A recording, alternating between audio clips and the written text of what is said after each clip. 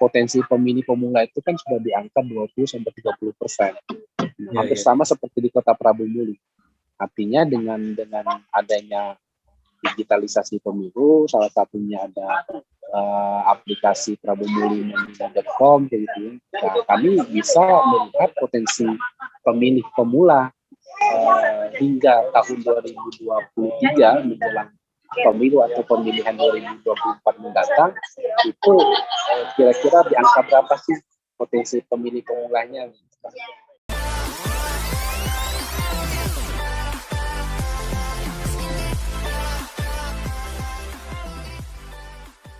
Kembali lagi di podcast Bincang Politik Komite Independen Sadara Pemilu. Saya Wildan Kalyubi dan juga nanti ada Azka Abdi Amrurobi yang juga akan turut menemani berbincang dengan narasumber kita. Nah, hari ini sudah ada Mas Marjuansyah. Halo Mas, gimana kabarnya Mas? Alhamdulillah sehat. Ketua dari KPU Kota Prabu Muli ya Mas ya? Ya. Ya, Mas Juan, mungkin boleh Mas memperkenalkan diri dulu Mas Juan. Barangkali nanti kan teman-teman penikmat podcast kita ini, Kispren lah, kita sebutnya Kispren Mas. Kispren ini perlu tahu apa namanya itu Mas Juan ini aktif di mana dan juga apa namanya itu bagaimana selaku penyelenggara aktivitasnya. Mungkin itu Mas Juan, monggo Mas. Oke, Mas Wildan, terima kasih. Assalamualaikum warahmatullahi wabarakatuh. Waalaikumsalam. Kenal semua Kispren. Perkenalkan, saya Marjuansyah atau akrab dipanggil Juan ya. Kalau di Jogja kebetulan saya lama studi di Jogja. Jadi teman-teman akrab manggilnya itu Mas Jo. Gitu. Saat ini di KPU Prabu Muli sebagai ketua. Jadi aktivitas saya ya lebih banyak di kepemiluan karena memang kita di KPU kan harus ini tidak boleh aktif di tempat-tempat yang lain. Jadi harus fokus dan concern betul di kepemiluan. Nah, tetapi di Prabu Muli untuk KPU-nya kita cukup banyak kegiatan KPU yang mulai dari pendidikan berkelanjutan, program-program yang lain, ya bareng-bareng dengan teman-teman DSP juga lah ya. Ya siap Mas. Kira-kira begitu Mas Wildan. Oke Mas Juan, terima kasih sudah memperkenalkan diri. Hari ini kita akan membahas mengenai topik yang menarik ya Mas ya. Kita membahas mengenai digitalisasi pemilu. Karena ini kan tentu menjadi hal yang hari ini juga naik lagi ya Mas ya. Seiring dengan setelah kita melalui proses pemilu serentak kemarin, ternyata ada hal yang sebenarnya dibutuhkan, yakni melalui digitalisasi pemilu dalam hal memperamping beban kerja dari penyelenggara. Nah, Mas Juan, sebenarnya kira-kira menurut Mas Juan ini urgensi kita dalam hal digitalisasi pemilu, dalam hal penyelenggaraan pemilu kita ke depan itu seperti apa ya Mas ya? Urgensinya. Iya, baiklah Mas Wildan. Jadi kalau menurut kami terkait perkembangan teknologi informasi saat ini dalam konteks kepemiluan, saya pikir cukup penting gitu ya untuk kemudian meningkatkan sistem kepemiluan kita memanfaatkan teknologi informasi yang ada melalui digitalisasi pemilu.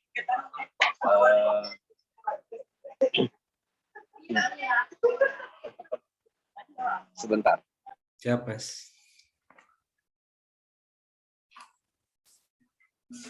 Nah, itu pun yang kami lakukan di KPU Kota Prabu Muli. Walaupun kita sistem kepemiluan secara nasional belum menggunakan sistem atau pola atau tahapan kepemiluan yang full gitu ya digital. Tetapi setidaknya KPU secara nasional sudah melakukan terobosan itu atau sudah melakukan digitalisasi pemilu mulai dari kalau 2020 pilkada terakhir kan sudah ada Sirekap gitu. kemudian yang sebelumnya Situng, kemudian ada Sipol, Silon, Silok, dan lain-lain. Nah, artinya dengan adanya kemajuan teknologi informasi hari ini, ya penyelenggaraan pemilu ya harus bisa memanfaatkan kemajuan teknologi itu, gitu, agar sistem kepemiluan kita kan lebih transparan, lebih cepat gitu ya, lebih akurat. Gitu. Nah, termasuk kami di KPU Kota Prabu, selain sistem digitalisasi pemilu yang sudah ada secara nasional, kami juga mencoba untuk melakukan inovasi lain, termasuk salah satunya yang kemarin beberapa waktu yang lalu kita sudah launching bersama teman-teman GSP juga yang support untuk melahirkan atau membuat aplikasi berbasiskan web yang kita beri nama Prabu Muli Memilih. Jadi Prabu Muli Memilih itu tidak hanya bisa dijadikan sebagai aplikasi untuk e-voting saja, tetapi juga bisa kita manfaatkan untuk pemutakhiran potensi data pemilih ke depan. Karena yang kita tahu secara nasional saja untuk pemilu 2019 yang lalu, potensi pemilih pemula itu kan sudah di angka 20-30%. Hampir sama seperti di Kota Prabu Muli. Artinya dengan adanya digitalisasi pemilu, salah satunya ada aplikasi prabumuli.com gitu. Nah, kami bisa melihat potensi pemilih pemula hingga tahun 2023 menjelang pemilu atau pemilihan 2024 mendatang, itu kira-kira di angka berapa sih potensi pemilih pemulanya? Saya pikir potensi pemilih pemula ini kan termasuk salah satu segmen pemutakhiran data pemilih yang cukup penting, dan itu pasti selalu ada, dan angkanya juga lumayan, angka besar, angka 10, 20, bahkan bisa jadi 30% pemilih pemula depan. Kira-kira gitu. Nah, itulah saya pikir ini menjadi sangat penting untuk melakukan proses digitalisasi pemilu. Oke, sangat penting ya Mas ya. Jadi karena memang kita bisa men-tracking, terutama melihat potensi pemilih pemula. Karena kalau lihat sesuai karakteristik teori perbedaan generasi kita ini kan, generasi milenial sama generasi Z itu kan memang akrab dengan teknologi ya Mas ya. Seiring dengan perkembangan teknologi, pasti nggak bisa dipisahkan. Dari bangun tidur sampai mau tidur lagi pasti ada HP di teknologi, ada nggak, entah itu gadget. Bangun tidur terutama kayak yang dicek itu handphonenya. Iya. Iya, sosial medianya dulu. Orang dulu kan mungkin bangun tidur lihat jam ya, jam berapa ini. Sekarang lihat jamnya di HP, Mas. Lihat jam di HP, ada pesan nih di HP nih. Nah, lihat notifikasi. Lihat notifikasi. Jadi akrab lah mungkin generasi milenial sama Z. Nah, Mas Juan, tadi kan menyinggung mengenai data pemilih pemula. Ini jadi menimbulkan pertanyaan bagi saya terutama ya, Mas. Di beberapa hal sebelumnya terdapat, misalkan kita ambil contoh kasus mengenai kebocoran data. Salah satunya di startup misalkan. Beberapa startup juga akan mengalami peretasan oleh hacker, dan juga ya hal itu juga sangat rawan gitu. Nah, ini bagaimana Mas Juan melihat digitalisasi pemilu kita, terutama dalam hal menumbuhkan aspek kepercayaan yang pertama, yang kedua juga menjamin keamanan data publik, karena potensi digitalisasi pemilu kerawanannya ada. Kalau saya pandang itu bisa saja datanya itu bisa jadi bahan malpraktik pemilu, Mas, atau mungkin Mas Juan bisa menjelaskan. Iya. Jadi kalau terkait resiko dari setiap sistem yang dibangun, itu kan setiap sistem itu kan pasti punya resiko masing-masing. Gitu. Apalagi berkenaan atau berkaitan dengan penggunaan sistem teknologi. Nah, tetapi bukan berarti setiap resiko yang akan dihadapi itu kemudian membuat kita tidak berani memanfaatkan penggunaan teknologi tersebut. Nah, untuk itu, untuk meningkatkan bagaimana trust masyarakat pada penggunaan sistem itu, kita harus bisa membuktikan gitu. Selain memberikan pembuktian, tentu juga meningkatkan kualitas keamanannya juga kan. Ya artinya bagaimana sistem pendataan kita gitu ya, data pemilih itu juga aman, ada garansinya lah gitu. Dan tidak dipergunakan tidak disalahgunakan oleh oknum-oknum oleh pihak tertentu. Nah, karena kenapa ini menjadi penting kan, dengan penggunaan teknologi ini bisa tidak hanya bicara efektivitas gitu, tapi kita juga bicara efisiensi penyelenggaraan pemilu itu sendiri. Seperti contoh misalnya penggunaan Sirekap gitu. Rekapitulasi hasil pemilu itu kalau dilakukan dengan proses konvensional itu kan bisa sampai 1 minggu paling cepat gitu. Bahkan ada di beberapa tempat sampai 1 bulan. Nah, dengan digunakannya sistem teknologi informasi yang ada gitu, dengan Sirekap itu kan bisa memangkas lamanya waktu untuk melakukan proses rekap. Gitu ya. Kemudian transparansinya kan bisa langsung dilihat oleh banyak orang secara real time kayak gitu kan. Kemudian semua orang bisa ikut mengawasi gitu kan. Dan lebih murah saya pikir kayak gitu. Tidak perlu lagi ada banyak kertas gitu kan, tidak lagi banyak orang, tenaga segala macam. Nah terkait keamanan data ya kita harus ini juga yang namanya teknologi kan ya harus berani juga untuk menciptakan security yang lebih siap gitu untuk menghadapi kemungkinan adanya peretasan hacker. Saya pikir mungkin ini juga sih ya, ada 2 hal yang perlu kita sama-sama ketahui ya Mas Juan. Yang pertama kan KPU ini merupakan lembaga negara ya. Jadi saya rasa masyarakat juga perlu tahu bahwa lembaga negara ini nggak mungkin menggunakan data masyarakat untuk kepentingan pribadi atau kepentingan hal-hal yang tidak bisa dipertanggungjawabkan. Itu yang pertama. Yang kedua, yang pasti kita perlu sama-sama, terutama mungkin KPU Kota Prabu Mulih perlu sama-sama ibaratnya merawat atau mungkin melakukan perawatan secara berkala seperti itu. Jadi ibaratnya kalau kita punya kolam, jangan nunggu kolam itu bocor, tapi kita terus maintenance apakah ada kekurangan yang muncul di kolam tersebut, apakah ada kekurangan yang muncul di sistem tersebut. Nah, itu mungkin yang perlu kita sama-sama perhatikan, bahwa maintenance ini yang perlu kita lakukan ke depannya untuk bisa menanggulangi kelemahan-kelemahan atau celah-celah yang bisa disusupi oleh oknum-oknum yang tidak bertanggung jawab seperti itu. Iya betul Mas Aska. Jadi KPU itu kan salah satu lembaga vertikal negara. Ya masa sebagai lembaga negara kemudian akan membocorkan dengan sengaja data-data pribadi masyarakatnya gitu, atau data pemilih gitu kan. Ya artinya itu jadi perhatian penting juga bagi masyarakat, kemudian memberikan kepercayaannya kepada kami penyelenggara.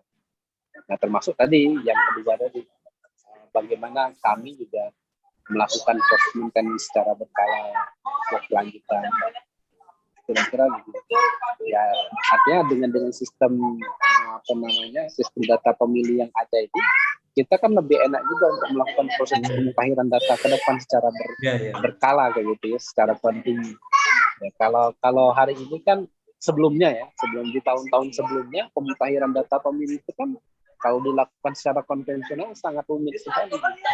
Di Indonesia ini persoalan data pemilih kan menjadi persoalan klasik yang tidak kunjung selesai. Berbeda dengan di negara-negara demokrasi maju lainnya kan, persoalan data pemilih sudah nggak jadi problem lagi. Tapi kita di Indonesia kan sampai hari ini kan masih jadi problem. Iya Mas. Jadi besar harapannya ya Mas ya, bahwa penggunaan digital dalam pemilu itu kan bisa mereduksi ataupun bisa menekan persoalan-persoalan yang selalu muncul ya Mas. Data pemilih kita tuh diperbarui bahkan sampai 3 kalinya ya Mas ya untuk pas pemilu serentak itu. Iya, sampai 3 episode gitu. Episode ya. Nah, itu memakan waktu pasti ya Mas ya. Iya. Harusnya kan data pemilih kita ini kan harus kalau pemutahiran data pemilih kita itu dilakukan dengan sistem yang baik, yang bagus, gitu, dan terintegrasi, saya pikir kan tidak sulit gitu. Ya kan beberapa segmen terkait pemutahiran data pemilih itu kan tidak banyak. Pertama, pemilih pemula yang usianya akan memasuki usia 17 tahun. Tapi kan di kepemiluan itu kan tidak cukup usia 17 tahun saja ya. Tapi harus punya KTP elektronik kan. Dari sana kan kemudian harus ada integrasi antara data usia pemilih 17 tahun dengan Dukcapil sana. Kemudian Dukcapil ya tidak harus lagi melakukan proses rekam KTP itu dengan nunggu saja, tapi harus bisa jemput bola kan. Itu yang sekarang sedang proses kami lakukan. Artinya kalau kami dengan sistem menggunakan sistem aplikasi Prabu Mili nanti di bulan Maret 2022 sana, kita bisa lihat tuh potensi data pemilih baru kita. Seandainya ada 5.000 yang akan memasuki usia 17 tahun di bulan Maret 2022. Kita bersama Dukcapil langsung terjun ke sekolah-sekolah tertentu untuk kemudian melakukan proses pertama. Itu salah satu contoh. Kemudian contoh lain data penduduk yang meninggal, apalagi semenjak COVID 2 tahun terakhir ini kan banyak tuh warga-warga yang meninggal. Nah biasanya di desa-desa, di daerah-daerah, orang kan enggan untuk melakukan pelaporan keluarganya yang meninggal ke secara berjenjang, RT, RW, kelurahan, kecamatan, sampai tingkat kabupaten kota. Nah, kalau sistem itu sudah terbangun, kan bisa langsung tuh pemberitahuannya kan. Dan sistemnya itu harus terintegrasi satu sama lain. Nah, belum lagi data yang sistem yang terintegrasi juga dengan Kementerian Agama terkait masyarakat atau anak-anak yang menikah di bawah usia 17 tahun. Nah, itu kan juga bisa dilakukan. Nah, termasuk TNI Polri gitu ya yang memasuki usia pensiun yang akhirnya akan menjadi pemilih pemula, atau anak-anak lulusan SMA yang kemudian baru direkrut menjadi anggota TNI Polri, sehingga datanya harus dicoret gitu. Nah, kalau menggunakan sistem, saya pikir itu akan lebih sangat memudahkan. Gitu. Kalau dengan konvensional, wah, seperti yang kita alami selama ini, yang nggak selesai soal pemutahiran data pemilih. Persoalannya, problemnya soal plastik. Saya pikir begitu, Mas. Ya, Mas. Persoalan ini untuk mereduksi persoalan klasik ya, Mas, yang kemarin. Ya. Agak rumit juga memang itu data pemilih kita ini. Mas Juan, dengar-dengar KPU Kota Prabu Mulih juga kan punya program ya. Pilkepros apa ya? Nah, dengar itu juga bentuk digitalisasi pemilihan di sekolah. Boleh diceritakan, Mas, terkait hal tersebut? Iya, jadi rencana kita tahun 2022 nanti kita menginisiasi ya, lebih tepatnya. Kami di KPU Kota Prabu Mulih menginisiasi untuk penyelenggaraan pemilihan ketua dan wakil ketua OSIS di sekolah serentak di Kota Prabu Mulih dengan metode e-voting. Kenapa e-voting? Pertama, untuk memberikan pembelajaran atau pendidikan pemilih bagi para pelajar di Prabu Mulih kayak gitu, bahwa pemilu kita hari ini sudah mengarah ke pemanfaatan digitalisasi yang cukup banyak gitu. Walaupun belum secara 100% menyeluruh. Termasuk kita e-vote-nya kan atau pemilihannya kan belum sampai e-voting ya gitu. Tetapi paling tidak setidaknya rekapitulasinya sudah mulai gitu. Sudah menggunakan direkap. Nah, itu yang pertama. Kemudian yang kedua, kita ingin memberikan pendidikan atau pembelajaran pemilih di sekolah sejak dini, bahwa proses pemilu dan pemilihan kita itu begini loh proses, termasuk mulai dari contoh. Biasanya kan yang namanya pemilihan OSIS itu kalau zaman saya SMA dulu ya, itu ada beberapa tuh. Ada yang pemilihannya sistem penunjukan langsung, itu ada tuh di sekolah-sekolah tuh. Kalau ada anak siswa anaknya rajin, pintar, gitu ya, penurut, gitu. Sudah kamu ketua OSIS ya, ada yang begitu. Tapi ada juga yang sudah siapa yang mau jadi ketua OSIS angkat tangan, begitu ya.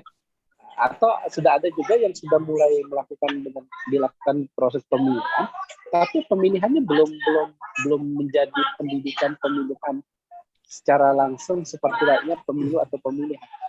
Nah, sehingga kita ingin bahwa mulai sejak di sekolah SMP, SMA sederajat itu sudah dikenalkan, ternyata proses pemilihan di Republik kita ini prosesnya seperti ini.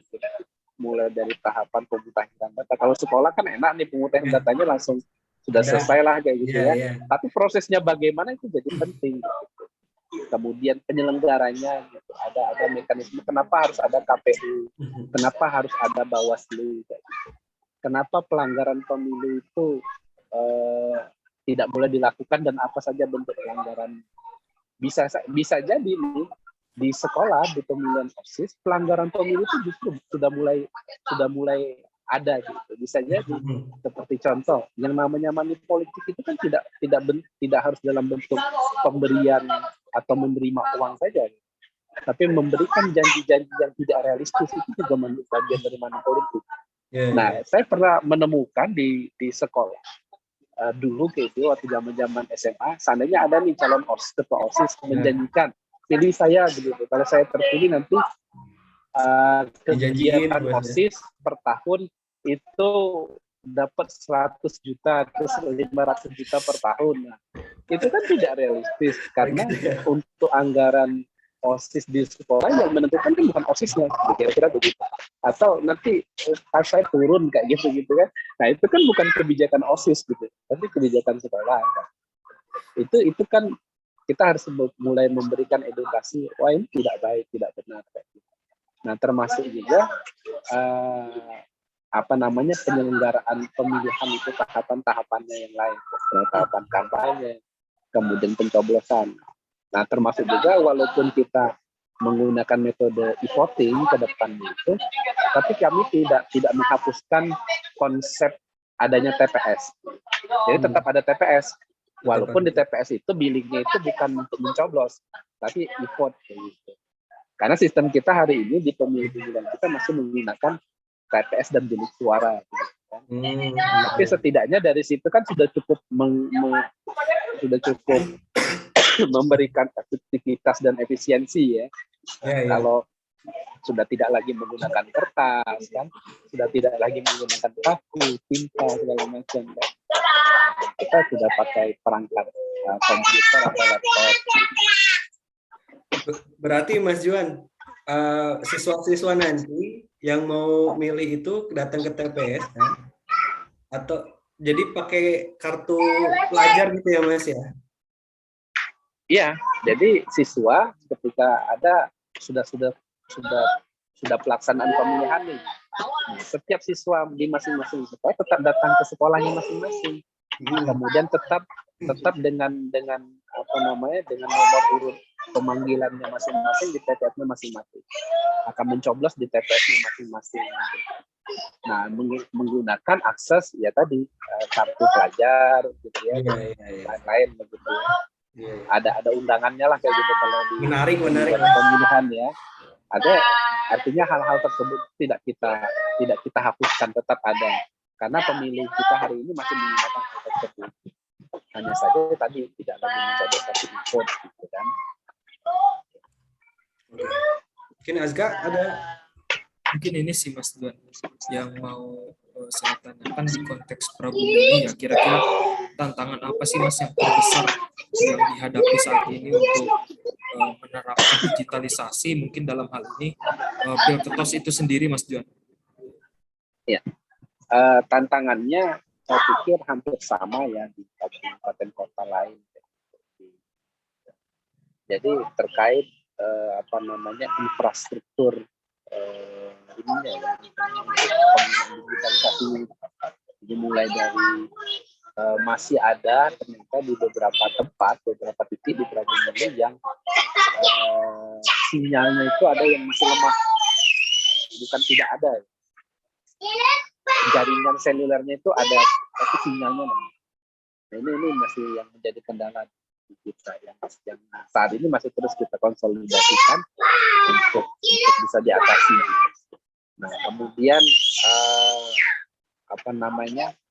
kalau di daerah ini kan tidak seperti di kota-kota besar ya, apalagi Prabu Muli ini walaupun kota, tapi kota yang masih hampir mirip-mirip kayak kabupaten. Sehingga pelajarnya itu terkadang masih ada beberapa pelajar kita di sekolah-sekolah tertentu itu yang belum familiar dengan teknologi. Ya, walaupun hari ini sudah bermain sosial media semua, tapi dengan teknologi tertentu itu belum familiar. Nah, ini menjadi kita PR tersendiri gitu ya, untuk memberikan sosialisasi, memberikan pendidikan dari pelajar. Sehingga harapan kita ya inilah momennya untuk mereka bisa belajar.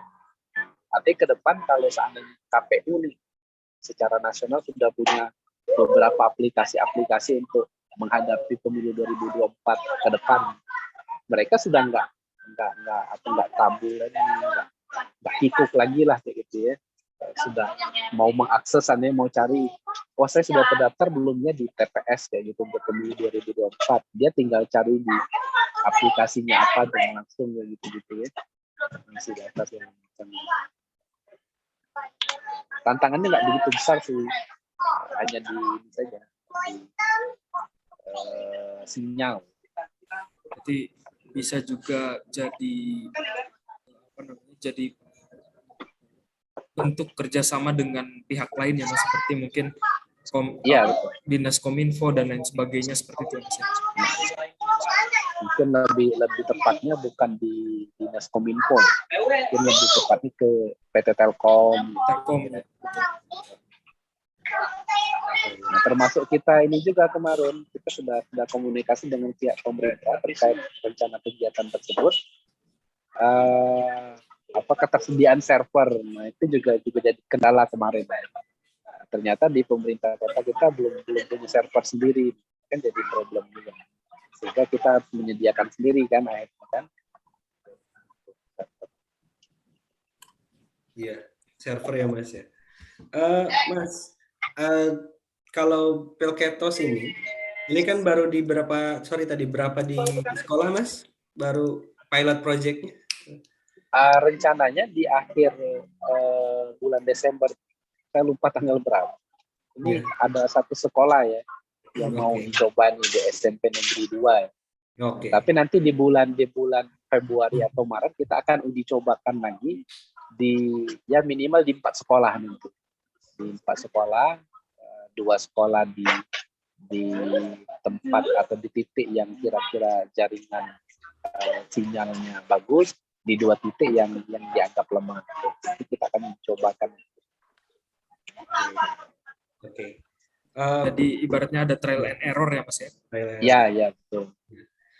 Iya, namanya juga baru ini ya Mas ya, baru sesuatu hal yang baru. Nah, ini bentuk inovasi bagaimana pemilihan demokrasi itu semakin dekat di pemilih pemula gitu Mas.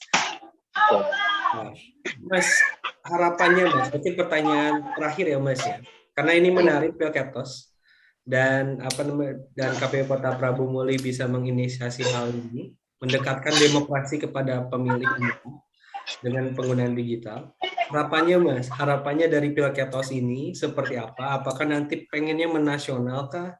Misalkan kalau ada daerah-daerah lain yang mau terlibat ataupun mau ikut atau bukan ikut istilahnya, mencontoh Pilketos ini seperti apa?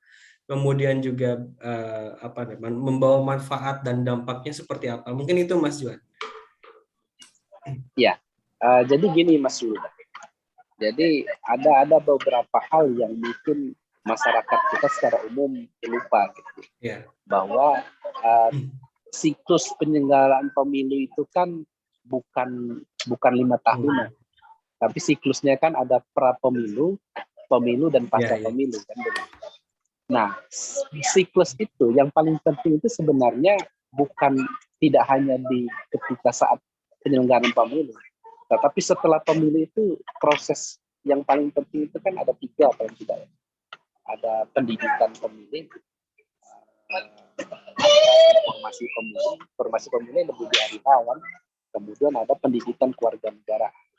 Nah, pendidikan kewarganegaraan kalau bicara konteksnya pemilu, sebenarnya kan di sekolah-sekolah formal bahkan sampai tingkat universitas, kampus, itu kan sudah ada ya pelajarannya. Hanya saja kami melihat bahwa pendidikan pemilih, kemudian civic education yang ada di sekolah itu belum terintegrasi dengan sistem kepemiluan atau sistem demokrasi kita hari ini. Ya ditunjukkan salah satunya tadi, pemilihan OSIS-nya saja tidak sesuai, belum demokratis lah kira-kira begitu kan. Masih mending kalau belum demokratis gitu. Sudah demokratis tapi belum sesuai dengan sistem pemilu kita hari ini. Artinya itu tidak memberikan pembelajaran juga bagi siswa kita di sekolah. Nah, kami ingin bahwa pendidikan pemilu itu benar-benar sudah diterapkan di sekolah mulai sejak dini, sehingga pemilih muda itu ketika mengikuti atau menjadi pemilih pemula ketika pemilu berlangsung itu tidak hanya siap menjadi pemilih yang berkualitas, tapi bisa jadi siap juga menjadi penyelenggara yang berkualitas. Iya benar Mas. Karena dia sudah tahu prosesnya. Iya. Oh, saya tahu nih. Ternyata pemilu nanti di 2024 modelnya seperti ini, sistemnya seperti ini. Wah, kalau kayak gitu, mudahlah. Jadi penyelenggara aja bisa kayak gitu kan. Nah, kenapa harus anak muda? Kenapa harus pemilih pemula? Kita juga bisa melihat pengalaman pemilu 2019 kemarin. Jadi angka penyelenggara yang meninggal itu kan ternyata kan yang usianya sudah sudah lanjut ya rata-rata. Dan anak muda kan cenderung lebih energi harusnya, apalagi dengan pengisian form yang sangat rumit ya, formulir sangat rumit. Kalau sudah usia pensiunan ya ada repot juga gitu. Kami pengalaman di evaluasi pemilu 2019 kemarin di Prabu Muli, TPS yang KPPS-nya itu di rata-rata anak muda itu lebih cepat selesainya, lebih cepat, lebih baik, itu hasilnya lebih bagus. Nah, ketimbang di TPS yang lebih teliti, ketimbang di TPS yang panitianya itu sudah usia pensiunan. Artinya pendidikan pemilu ini penting dan harus terus dilakukan secara berkelanjutan, mulai dari sekolah. Karena kita berpikirnya kan bukan anak SMA kelas 2 hari ini gitu ya. Hari ini dia kelas 2 SMA atau kelas 1 SMA. Tapi 2024 dia sudah usia pemilih pemula kan begitu. Itu yang menjadi penting. Nah, jadi kami sih berharap ini tidak berlaku secara nasional karena itu kan sudah ranahnya sudah KPU RI ya. Tetapi setidaknya kami sih berharap rekomendasinya ke KPU RI itu, kebetulan kita kemarin baru sowan juga ke KPU RI, kita sampaikan ya bahwa pendidikan pemilih itu diintegrasikan dengan sekolah, dengan penting jadi penting. Saya pikir begitu. Karena kalau di sekolah, di kampus, atau di lembaga-lembaga pendidikan formal sudah menerapkan sistem kepemiluan seperti lainnya pemilu atau pemilihan hari ini, ya, akan memudahkan kami penyelenggara ketika hari H pemilihan nanti. Gitu. Artinya sosialisasi kita kan tidak akan serumit seperti sebelum-sebelumnya kan. Bahkan bisa jadi adik-adik pelajar di sekolah itu menjadi agen-agen penyelenggara pemilu juga untuk memberikan informasi pemilu kan gitu. Ya. Menarik Mas. Mas Juan terkait Pilkada. Semoga prosesnya lancar, menjadi kebaruan dalam hal pemilihan OSIS, dan juga tidak hanya memilih tapi teman-teman siswa juga perlu memahami rule of the game-nya ya. Jadi dia tahu agenda terkait proses pemilihan itu seperti apa. Rumit dan tantangannya juga dia tahu walaupun skupnya masih dalam sekolahan. Nah, jadi dia juga bisa mengerti bahwa oh nanti juga di masa depan misalkan kalau jadi mau jadi penyelenggara, oh begini tantangannya. Rumitnya mungkin seperti apa. Bahkan untuk Pilkada ini nanti, jadi aplikasi prabumuli.com itu tidak hanya bisa digunakan untuk di Pilkada saja, Mas Wildan. Iya, iya. Ini bisa juga digunakan oleh teman-teman di mahasiswa ketika pemilihan DPR. Menarik, Mas. Bahkan di OKP dan Ormas sekalipun. Yeah. Di organisasi kepemudaan, organisasi masyarakat mau meminjam aplikasi ini untuk proses pemilihan di tempat mereka, ya silakan, kami sangat senang sekali.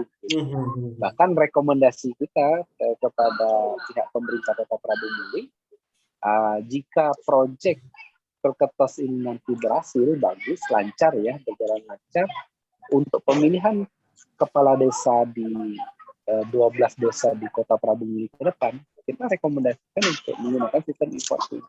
Iya, iya. Dan itu sangat memungkinkan, saya pikir ya. Apalagi di beberapa daerah, di Jawa ya sudah ya, tidak ada yang menerapkan sistem e-voting. Oke. Azka, ada yang mau ditambah atau tanya?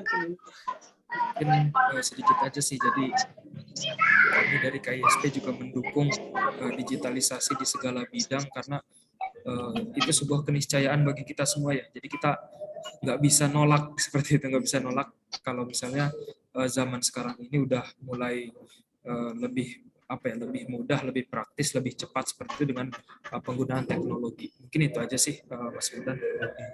Oke, sip. Oke, Mas Juan, Azka, mungkin karena sudah waktu sudah menunjukkan jam 2 siang dan juga beberapa pertanyaan sudah dijawab, menarik terkait podcast Bincang Politik mengenai digitalisasi pemilu. Pilketos jadi inovasi dalam hal memilih ketua OSIS. Saya ucapkan terima kasih untuk Mas Juan sudah mau berbagi, sharing dan sudah mau diganggu waktunya ini Mas Juan. Azka juga makasih banyak Azka. Mungkin itu Mas Juan, Azka, kita pamit, kita undur diri. Oke, terima kasih Mas Wildan, Mas Azka. Terima kasih Mas Juan, Mas Wildan. Assalamualaikum warahmatullahi wabarakatuh. Waalaikumsalam warahmatullahi wabarakatuh. Mas Juan, makasih banyak Mas Juan.